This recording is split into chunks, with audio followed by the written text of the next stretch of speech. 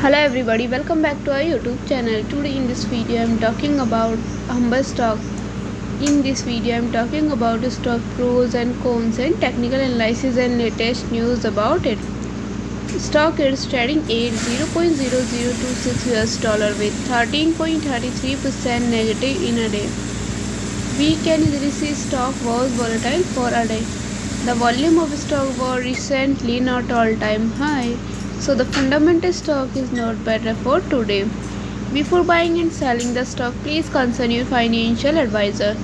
Today's video is done. Thanks for watching. Please subscribe my YouTube channel and like the video and also comment all related queries.